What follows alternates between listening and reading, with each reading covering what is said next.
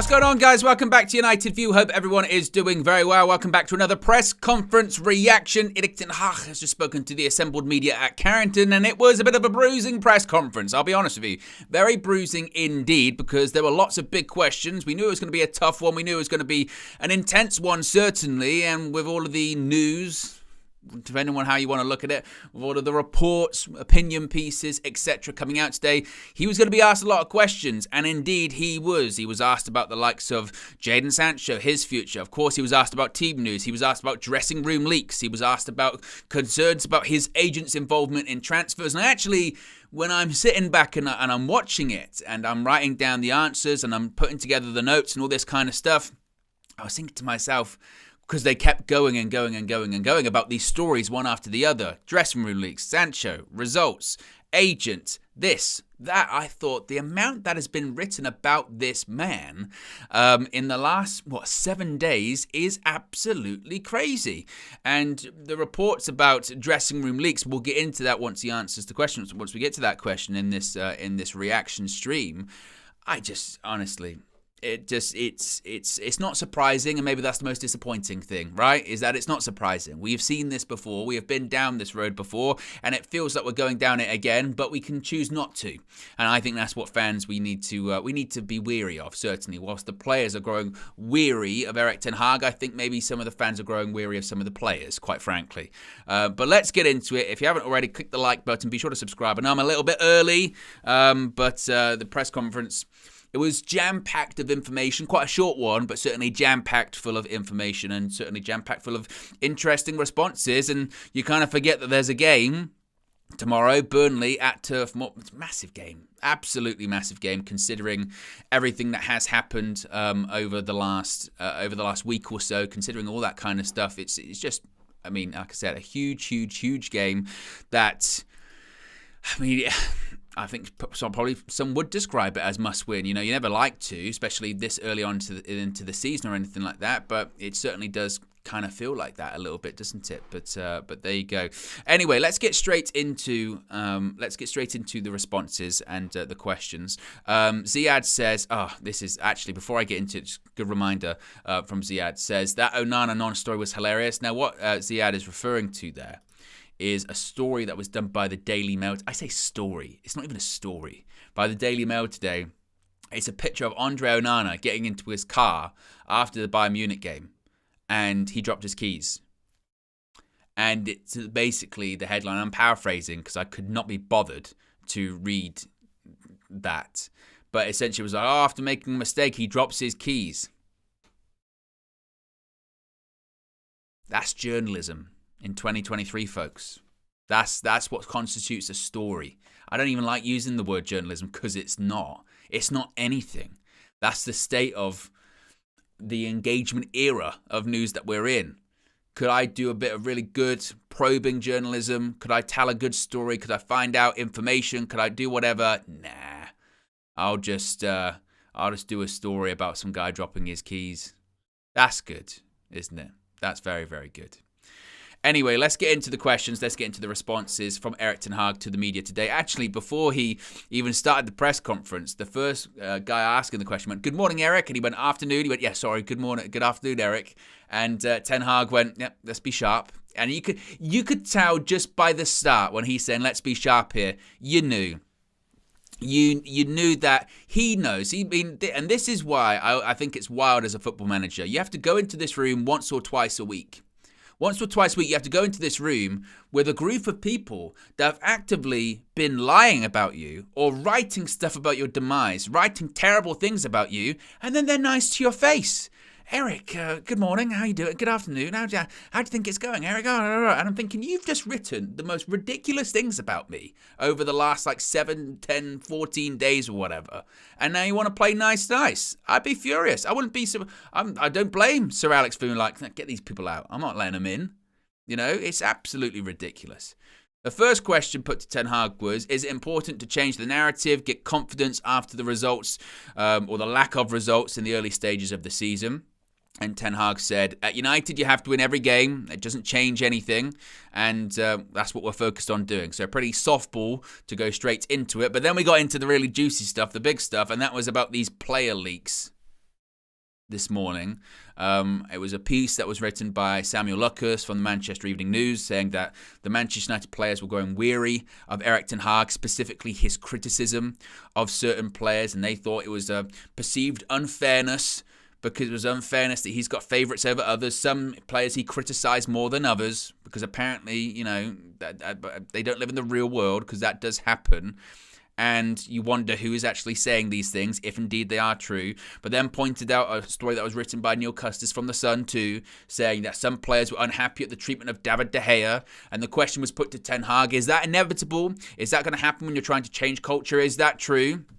And Ten Hag quickly brushed it off, saying, I don't know if there are any leaks. I know my opinion and I know my players. He kept it very short. So the journalist then went back to him and said, so is it not happening? And he said, quote, I don't know if it's a leak, but I know my opinion. I know my players. Everyone can make suggestions. We're okay with it. At United, you have to win every game, so that doesn't change anything. As always, it's about how we play against Burnley. There's no easy game, definitely, and not against Burnley. And what I thought was quite curious, actually, with his answer about that, is he didn't necessarily deny that there are players that are unhappy. You know, he said, I don't know if they're leaks, basically saying that they might have always been there. I don't know if it's anything completely new or anything like that. And he was very, very specific with his answers. I know my players. I know my players. And I think that's a blanket statement, to be honest with you. I think that's a blanket statement whereby I know my players that I can trust. I know that my players, in terms of the people that I know that's not true. And I also know my players, the ones that might be talking to journalists. I also know my players that might be saying things. I also know my players that might have sour grapes, to be honest with you. He didn't outwardly come out and say, there's no such thing, everyone's on the same page. He just went, I don't know if they're leaks. I know my opinion. I know my players. Everyone can make suggestions. We're okay with it. Basically saying, look, also as well, essentially saying, look, if someone's got a problem, say it to me. Don't go to the media. Don't be a coward. Grow a backbone. Go to the manager. Knock on the office door and say you're unhappy about something. Don't go to the media. And even if you do got a problem with it and you do go to the manager's office and you do say something to my face, it's not your call. That's what I don't understand about all of this all the time. Why do players think they have this divine right about who gets selected and who doesn't? That's why the manager's there. If they pick the team, there's no point having Erik ten Hag there. Well, they will become co-player manager at Manchester United, if indeed that's true. As Erik ten Hag said, I know my players. And I think when it comes to all of this, to be honest with you, I think it's important to, one, look at what's coming out, look at the outlets that are reporting it, and say to yourself, do I believe this? Do I think it's accurate? I think it's important to stress some, and it's kind of what Erik ten Hag said. There might be some players that are unhappy at Manchester United. It's very rare you have a completely 100% happy squad. Every single player in that squad, they're happy with where they're at. No, of course not. Some players want to play. Some players don't play. Some players aren't happy with the treatment of their friends, of their teammates. I think they have to remember it's, professional football. It's a business. It's work. It's not friends or anything like that. And some might be frustrated, but it's important to stress some, meaning maybe 2 or 3. It's not the entire dressing room. And 2 or 3 people don't speak for an entire squad of 25 plus players. Furthermore, I think the idea that they're upset by Erik ten Hag's criticism of them is that actually they haven't been criticised enough this season. I've sat on streams like this and I've seen people in the comments saying, why doesn't Erik ten Hag go in more on some of the players? Why isn't he saying more things that are bad about the players? Why isn't he saying this? Why isn't he saying that? And my response always has been is because he's saying that to them in private. It doesn't benefit anyone to go out in the media and say, I don't know, this player's playing rubbish, this player's playing bad. No, what you do is you go out in the media, you back them, and then behind closed doors you say to them, look, I'm going in front of the media every single time and backing you, and I'm looking like a fool because you can't back up how I'm supporting you. Grow a backbone, take some pride in what you do. But they don't. So it's time for them to take responsibility for their poor performances as well. In addition to this, and this is again the thing that drives me insane, is we've seen this all before. I mean, honestly, the cycle is it's just going again and again and again. Manchester United players starting to grow weary of Erik ten Hag. Where have I seen that before? Oh, right, yeah. with every manager post Sir Alex Ferguson. It was actually a BBC reporter that found these screenshots, and I thought they were perfect. You can go to these articles. I'll read them out for you. Manchester United players are fed up and counting down the days till Louis van Gaal's departure, reports say. Another one. Jose Mourinho has left several Manchester United senior players, quote, angry and frustrated with his man management this season, sources telling ESPN. Next one. Manchester United players are becoming frustrated with Ralph Rangnick's methods, with a section of the squad believing his training sessions are, quote, old-fashioned. Once again, that one came from ESPN. This one from The Mirror. Manchester United stars have begun to grow frustrated over some of the decisions made by boss Ole Gunnar Solskjaer after a disastrous start to the season. How is this not any different from all the times that we've done it before? So sorry, we have to break this cycle and stop doing this. At the slightest bit of adversity, it's the manager's fault. It's definitely not the players. Oh, wait a minute, maybe it is the players. And I understand stuff above them isn't that great either. And obviously, he's hamstrung and his arms are tied behind his back. And it's not even because one of the responses I got when I said that on social media, someone said to me, so do you believe the leaks then? And it's not even about believing whether you think those leaks are true or not. The issue is that it's happening, because you've got two schools of thought here. You've got one, either the leaks are real and true, and some of the players are actively trying to throw already Erik ten Hag under the bus, or two, the leaks are false, and the media are just making things up, but then the media are already trying to write the demise of another Manchester United manager. Either way, in either scenario, as fans, we have to stand firm and back the manager. Whether you like Erik ten Hag and you think he's the right guy or not, you've got to see that this is not sustainable every single time. And you have to look at these players and go, really? You're trying it again? Really? Is that what you're trying to do? So, look, there might be bad apples. And I think that's what Ten Hag's trying to hint at with his answer there, going, I know my players. And I think he's trying to suggest, look, I know them good, bad, indifferent. I know their personalities. They can share their opinions. Don't have a problem with it. But once you step into the line of talking to journalists, all that kind of stuff, that's when it gets ridiculous. And are there leaks?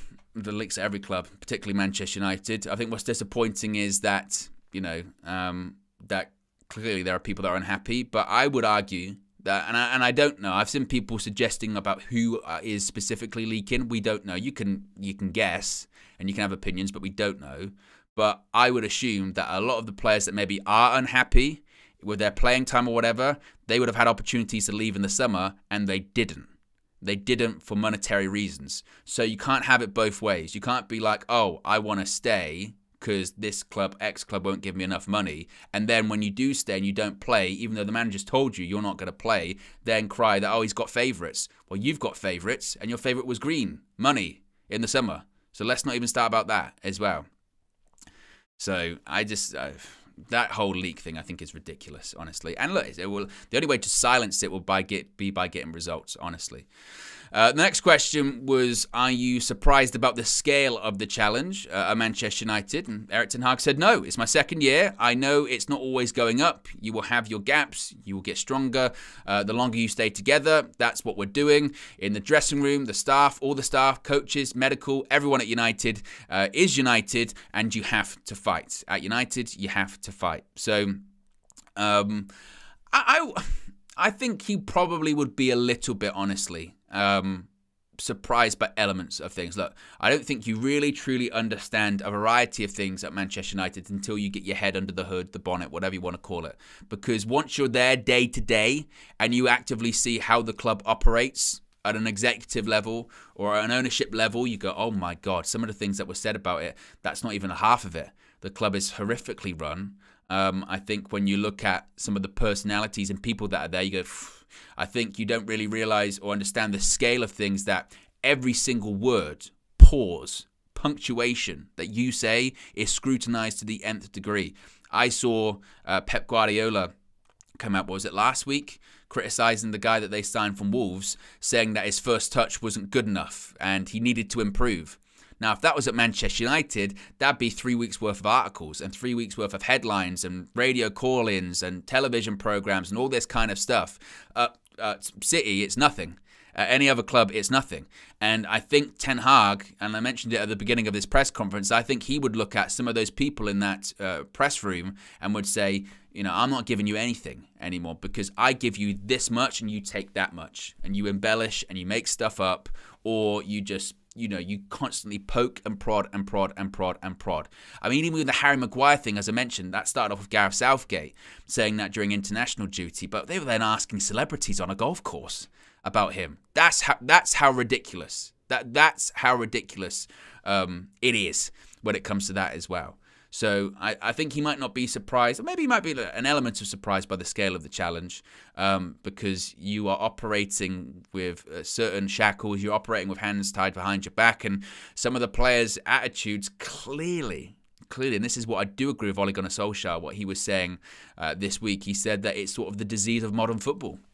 Is the modern player, is the influence of agents, is the influence of people getting in players' ears and all that kind of stuff. And it's very difficult, I think, now to find players with that collective personality, that collective sort of team spirit.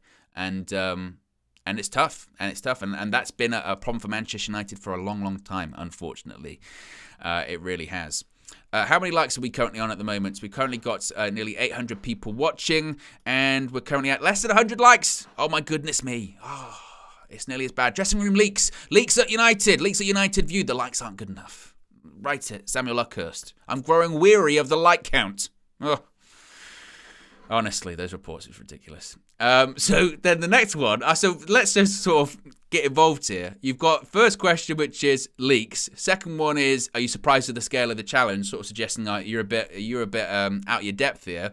And the next one is, what about your agent as well? So saying that one of these reports is that there are people at Manchester United internally that are concerned about the influence of your agent on transfers. There's staff concerned about that influence, about how you've signed players from his agency and the relationship that he has with the club. Are you aware of that? And is there a conflict of interest? And Erik ten Hag said it can't be a conflict of interest because we make very good agreements about it from the start, how we cooperate in that manner. For player decisions, transfers, it's always 50-50. We both have a veto, the club represented by John Murtough and me. So there can never be a distraction. Essentially saying, look, if they've got a problem with some of the players that I recommend or we see from that side of things, it's always upon the club. They can always say no. They can always veto it. In fact, he brings up the point, allegedly, according to some reports, they did. He wanted to get Harry Kane, and the club said no. They vetoed it. I'm sure there are players that maybe Manchester United from the recruitment department have said, Eric, we think we should get him. And Erik ten Hag said, no, I'll veto it. It's a collaborative effort. And to be honest, the whole story from the start, as I mentioned with that, is nonsense. They're trying to suggest something shady is going on with transfers. One, transfers in football are just shady anyway. Look it up. It's a really murky business, particularly with agents and how transfers do operate. Two, are we suggesting that the Manchester United recruitment department is good? Because that's what I didn't understand in the first place about what Gary Neville was saying when he was sort of saying, oh, it's not good Erik ten Hag to get so involved in transfers. Are you kidding me? You've got all of these managers, I mentioned them, coming out there. Van Gaal, Jose, Ollie, Ranić, all coming out saying, I didn't even get my first choice target. I got my third choice, my fifth choice. I didn't get all of these players, even though they were recommended and they were turned down all the time. And are we saying we want to go back to that? We want to go back to that group of people to operate our transfers. That is madness. That is absolute madness. That is a problem. Now, granted, you could argue, has every single signing worked out at United for Ten Hag? Maybe not. Time will tell. Last season, we were waxing lyrical about a lot of them. This season, not so much.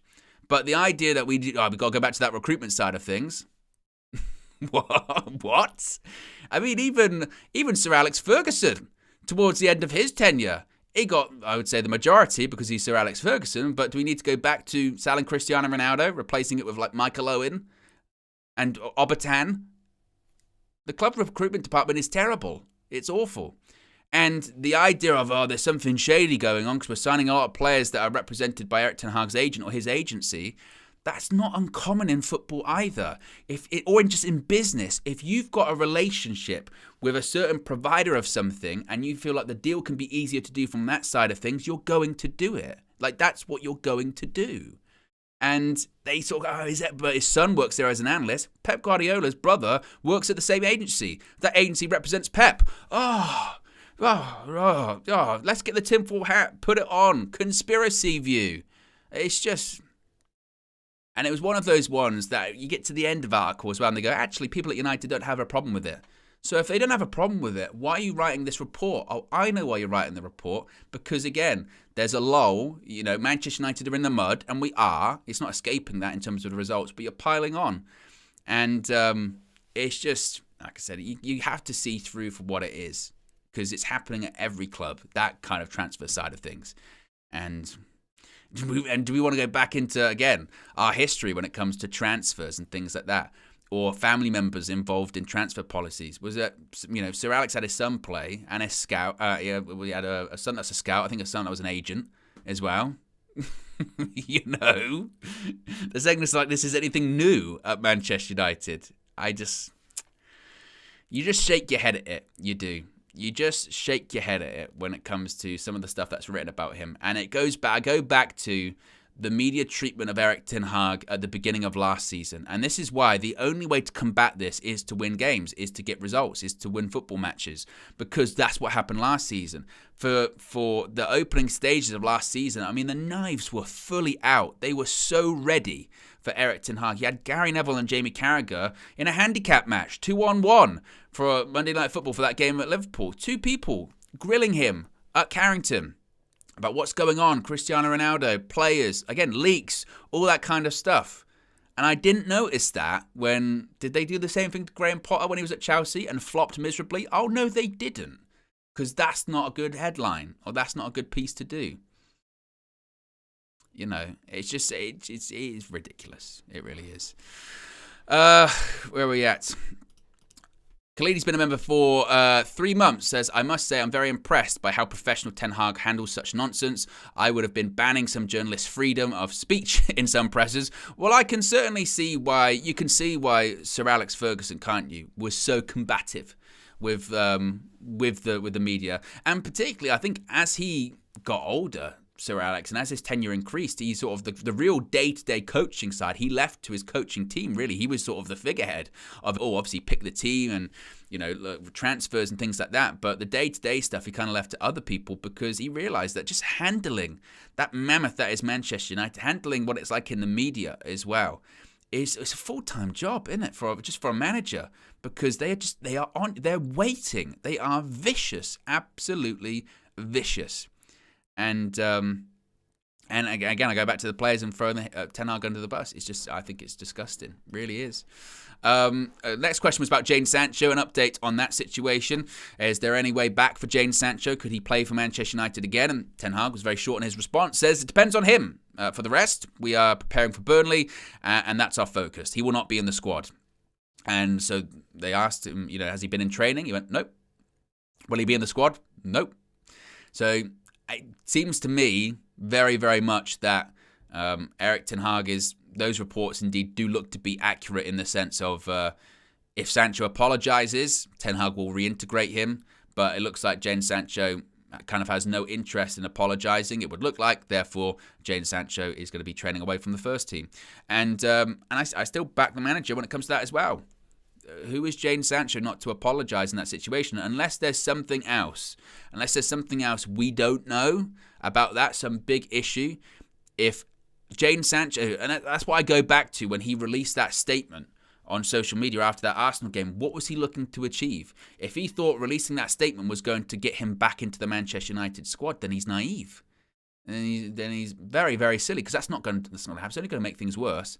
And when you do that, and then you're asked to apologise, you go, no, well, definitely then if you're over, then that's it. The future's done. And look, Sancho might have legitimate gripes. He might have legitimate frustrations with Erik ten Hag and the idea of favouritism. That might be absolutely true. But as I've mentioned before, it's not productive for his career. It's not productive for Manchester United. And he's never going to win in that argument. Never, ever, ever. Unless his mindset is, well, I'll just stay training with the academy players until Erik ten Hag gets sacked. And then I'll be welcomed back in the team. Maybe that's what he thinks. But I really, really hope Manchester United don't go down that route. And it's a case of, no, this is the manager. This is the guy that we're going for. And frankly, even if someone else did come in, right, and it went really, really wrong, to then welcome him back into the team, be like, wow, it's a fresh start. It's a clean slate. How can you trust that kind of behaviour? How can you trust that kind of behaviour? I know you could say, well, it didn't happen under another manager's watch, but that's just, there is no discipline or structure involved in that at all. You know, if you want to play, you apologise and you work. You put the work in. And I think with the Sancho thing as well is that I think people get so focused on the flashpoint. People get so focused on just that statement and just the fallout of that statement as well. But I think people need to remember as well, according to those reports, this has been an ongoing thing. This has been an ongoing issue over and over and over and over again for maybe the better part of a year. Maybe even predates Erik ten Hag as well. We don't know what's happened leading up to that point. According to Mike Keegan, he said that Sancho was meant to start against Spurs, and because of similar issues, he was dropped to the bench. So if this has been an ongoing issue, and then you've got the flashpoint, and Erik ten Hag says, right, enough's enough. You know, you've got to apologise, and even then, your future's uncertain. If Sancho says no, then you would wash your hands of it. You would go, done, no problem. And I also, this is what's crazy about this story too, is you go back to the original quotes by Erik ten Hag. It wasn't like he literally said, the guy's a bum, he's lazy, he doesn't do this, he doesn't show up, he turns up late. He just said, I picked the team based off what happens in training. Based on that, I didn't pick him. That's it. And I think people have got it misconstrued in their head that, Sancho was really thrown under the bus by Erik ten Hag. He wasn't. I pointed out a similar thing with Pep Guardiola, with the new player signed from Wolves. His first touch isn't good enough. He needs to improve. Where's the statement? Where's the statement from him? Where's all the headlines? Where's all this kind of stuff? Oh, wait, he didn't. Because that's how football clubs run properly, and you have to take criticism, take it on the chin, and work. And if you don't like it, then you can leave. And leave in January. And I think that looks like it's going to happen to be with him as well. And also, what I would say is, for those that are like, I'm backing Sancho over the manager, then what makes you any different from some of those players that are leaking that stuff out and trying to throw him under the bus in the first place? Again, we've been down this road. Am I going crazy here? We've been down the road of backing players over managers. That is not sustainable. That is not long-term success. And it's not as if, as well with Jadon Sancho, I'd get it. If I could understand it. If Jadon Sancho, since he'd come in, been our best player, he'd been amazing. He's the best player we've got at Manchester United. I'd go, that's a tough one. You've got best player versus manager. It's not Mbappe here. It's Jadon Sancho that hasn't worked out at Manchester United so far. And again, we don't know what's been proceeding up to this. And he might have gripes. He might look at it and go, wow, I should have been playing over Anthony during this period of time. Okay, fair enough. I was saying at the start of the season, give Sancho a go. But if some of the reports about professionalism, training, application, timekeeping are true, then you're always going to go with the person that's there on time. You are. And I don't get that. I don't understand the narrative of, like I said, people backing the player over the manager in that situation. Manager picks the team. That is the basics of football, honestly. It's crazy. It's crazy. What else are people saying in the chat here? Matt Wick says, a player who just joined City needing to improve technically is a major difference to implying Sancho is not trying hard enough. I don't see that much of a difference involved in that. It's a manager being asked a question about a player in a press conference and saying for the reasons why he's not picking him, which is the same for Pep Guardiola, same for Ten Hag. And you have two decisions to make when you're a player in that instance. You either take it and you learn from it and you go, okay, it's criticism, I'm going to apply it, I'm going to improve. Or you do what Jadon Sancho does and you go, okay, right, I'll leave. That's it. You know? And I would honestly be very concerned for people that are like, I'm Sancho over the manager. Really? I find that wild. I really, really do. And again, that's not to say that Jadon Sancho doesn't have gripes. I'm sure he does. But we can't do that. We genuinely can't do that again as well. As far as team news as well, They was asked if any players are going to be back. Erik ten Hag said, Harry Maguire, we will see again after training, but Varane will train, we will see. Amrabat will train, we will see, and Mount as well. But they didn't play for a short or longer term. Varane obviously was the shortest out, so it looks like we could have quite a few people back tomorrow. I would think that Varane is the most likely out of all of those to start, most likely. Mason Mount's been out for a while. It was quite interesting because that sort of insider Twitter account said Mount wasn't available, but Ten Hag is saying he's going to train today, so we'll wait and see for that. Indeed, he's saying that Amrabat will train, so I don't think Amrabat's going to start, but certainly I think Amrabat will be on the bench. It might be a case of both Amrabat and Mount on the bench, although, Christian Eriksen playing 3 games in the space of 7 days kind of worries me, to be honest, considering how just exhausted he looked after about 25 to 30 minutes, realistically. On Wednesday, so maybe it might be Mason Mount starting in midfield. Maybe I'd be stunned. I'd be really, really stunned if it was if Amrabat started. But it does look like he's going to be on the bench, I would think, if he trains today. But he might not want to rush that as well. Next question was about Andre Onana. Obviously, he came out after the game, owned up to his mistake, and also said that his start in Manchester had not been good. Ten Hag was asked, what is your view on his start? Is it better to take him out of the firing line or keep playing him? And Ten Hag said, it's about the team. The team, we don't have, as a team, we don't have results at the moment. That's because certain individuals don't bring performances that you want. And he threw himself into that as well. He said that the reason, it's not about one individual player. Granted, there are a couple of individual players that maybe aren't delivering the level of performances that you expect. But when you don't win a game, that everyone's not doing enough, clearly, and that includes the manager too. So he throws himself in that as well. So to those people that, again, are going, he's throwing players under the bus, he's putting himself in that situation too. Everyone's not doing good enough. And that's what I've mentioned as well. When you lose, when you have the worst start you've had to a Premier League season, a league season, rather, in 35 years, manager, absolutely take criticism for that. If you've conceded 3 plus goals in 3 consecutive games for the first time in nearly 50 years, absolutely you take criticism for that. You have to. But also you have to look to the players too. Everyone has to take criticism of the situation that they find themselves in at the moment as well. So he puts himself firmly in that one.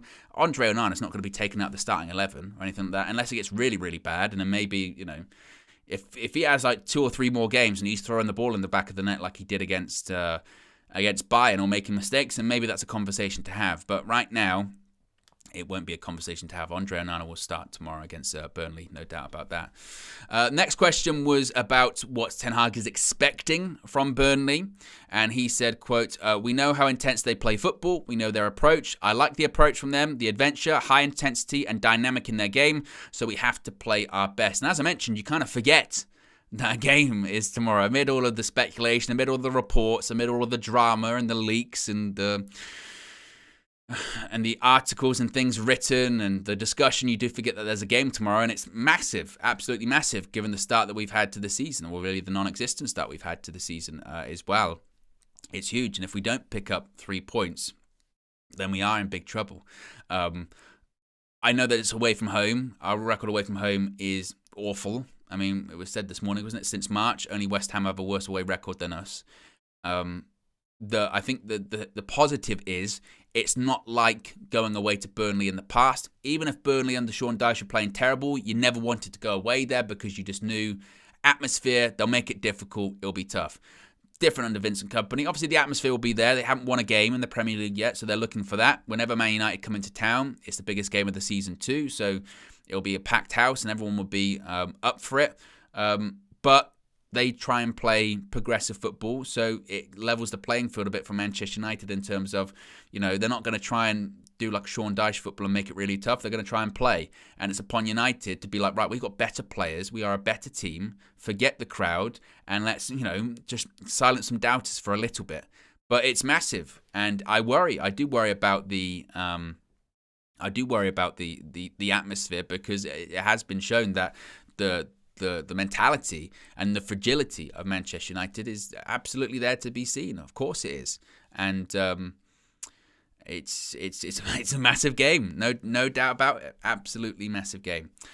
Finally, the final question of the press conference was about the defensive record. Of course, as I mentioned, really bad defensive record. 3 goals plus in 3 consecutive games conceded. First time in like 45 years. And he was asked, Ten Hag, does that start from tightening up from the back? And he said no. It's about 11 players who do their job. I've said many times here in this place, I always tell my players, we attack with 11 and we defend with 11. When one or two are not doing their job, it's like a pack of cards. So that is not it's not only one or two players. And again, he's right with that. People point out the Onana mistake, and of course it's a massive mistake, but you also then look at the build-up to it, as he mentioned in the press conference afterwards. Sane comes in just too easy. A lot of the goals, it's people point to goalkeepers and defences, and they say, look at the goals we're conceding, it's terrible. And look, obviously he plays a massive part in it, but look how many chances we're conceding. Look how easy it is to run through the midfield. Look how we're not pressing on from the front as well. You know, the pressing or tracking back at points has been pathetic, you know, from the attacking players, from the midfielders. So that's part of it too. And as he keeps saying, it has to be a collective. Every single player has to do their job. Every single player has to be, you know, determined. Every single player has to put everything into, you know, pressing people, putting it down. Because if one person isn't doing their job, then it's all going to collapse. And that's what we've kind of seen as well. That's what we've seen when it comes to the reactions of setbacks in games too, where, you know, we go 1-0 down, a decision goes against us, a penalty goes against us like at Bayern Munich, or we have a goal ruled out for VAR like at Arsenal or like against Brighton, and afterwards it's head down, it's not going our way today, you know, it's not happening for us there, we're going to lose. It's no. You've got to just keep going. You have to keep going despite the face of adversity. If we had this kind of mentality, we would have never won the titles that we won under Sir Alex. Could you imagine? Every single time you go 1-0 down or 2-0 down, that's it, we've lost. No problem. It's over. No, it's not the point. You always fight back. You always come back despite the odds. The greatest moment, European Cup final 1999, is based off, you know, insurmountable odds seemingly. And that's what the club should be built upon. That kind of spirit, not the mindset of we've conceded, that's it, game over, we've lost. Because tomorrow, I think it will be kind of the same in terms of we'll start well. Will we take the chances in the first few minutes, 15, 20 minutes? I don't know. Hopefully, meant that there might be a different game. But if we don't, and if we then do concede, game's not over. Like, the game's not over as soon as the opposition scores. It should be about, right, come back. We've done it already once this season against Forest, but that's at home against the Forest side that are going to probably struggle to stay in the league this season. They're going to be fighting. It's another thing to do it away from home as well, and that's part of it too. So as he mentions, when it comes to the defensive record too, it is about 11 players doing their job. It's about 11 players defending as a unit, because we don't do that enough. We don't. So that was the questions in the press conference. What are you guys saying in the chat? How many likes are we currently on at the moment? We've got nearly 1,100 people watching. We're currently at 204 likes. Let's see if we can get that number up as well. As Reba says, hit the like, guys, indeed. Let's get a couple of your comments up on the screen before I wrap things up here. What are people saying? Cap or Die says, I've counted at least 3 times this season. We've scored, then conceded literally within 60 seconds. That needs addressing. Absolutely. What else are people saying here? Queen Bee says, how I wish Fergie was here now. These Muppets would have got it proper. Well, this is the thing as well that people kind of mistake. This is what people mistake about with Sir Alex's time and tenure at the club. They go, this would have never happened at Sir Alex's times. People did step out of line when Sir Alex was there, but it was dealt with swiftly because there was the understanding, nobody's bigger than the manager, nobody's bigger than the club. That's it. Manager picks the team. What a heinous thought. And really, that hasn't changed. That hasn't changed in football. If it has, then we've got a massive problem. But the players don't pick the team. And if they think they're bigger or they're better than the manager, whether they agree with his decisions or not, it doesn't matter. Like, that doesn't matter. It's irrelevant. And as I mentioned, some of the people that might be unhappy, they were free to leave in the summer and they didn't. And I think that should be looked at as well. Skiliano says, United's weakness in midfield is well understood. If Burnley are smart, they'll sit back and put strong ball carriers in the midfield to cut through United's core. I mean, it's going to be interesting to see what midfield he does pick from tomorrow. I think this might be a Chelsea fan. It says, back Ten Hag, but doesn't mean he's always right. Sancho might be right here, but he's been slandered from pillar to post. You should always look for balance and be objective. I think when it comes to this, right, and maybe I'm wrong here, but as I've said, and this is when it goes back to, I think people there's a lot of selective hearing when it comes on sometimes. People only hear things they want to hear. I'm not saying Erik ten Hag is perfect. I'm not saying Erik ten Hag, he can't do anything wrong and everything at the start of the season, it's all the players' fault. But like I said, when you've got the records broken that have been broken thus far this season, absolutely deserves criticism. But the Jadon Sancho situation, I don't see what he's trying to achieve throughout all of it. I really don't. Apart from if he wants to leave Manchester United. If that's what he's looking to do, then no problem, because I think he's going to achieve that. But realistically, he's been slandered from pillar to post, not by the manager. He hasn't been slandered by pillar to post. If you think that he was slandered from pillar to post by the manager in that one comment in the press conference, then I think you should go back and watch it and read what he actually said, as opposed to what people think that Erik ten Hag has done or said. The other stuff that's been written about him, that's not, Man United can't control that. And that's what people are saying. Sometimes it's anecdotal evidence from people not even in Manchester United, from his time at Borussia Dortmund as well. So it's a big part of it too. So, and again, I think that, he absolutely might have gripes and he might have frustrations. Jadon Sancho, that might be perfectly valid. If he's got those gripes and he doesn't like it, then he should leave, and then I think that's it. And you could say, well, maybe has he been slandered by United fans? I think he would, but he deserves a lot of criticism for that, for the posting that statement and thinking that it was going to be productive. I think the idea of people starting to turn on the manager already when we've gone down this road, I think is crazy. I do. But there you go, guys. That's the press conference reaction for you. Be sure to click the like button. Be sure to subscribe, bottom right-hand corner. As Flex mentioned early on, plenty of content on the horizon. Some really, really fun content, actually, ahead of tomorrow's trip to Burnley. So stay tuned for that. It's going to be previews, etc. Obviously, tomorrow, full match day experience, road trip. There's going to be, obviously, the match view as well as all the fan views, as well as the full-time view. So plenty of content on the horizon. Anyway, have a good Friday, and I'll speak to you again very soon. I'm out of here. Peace.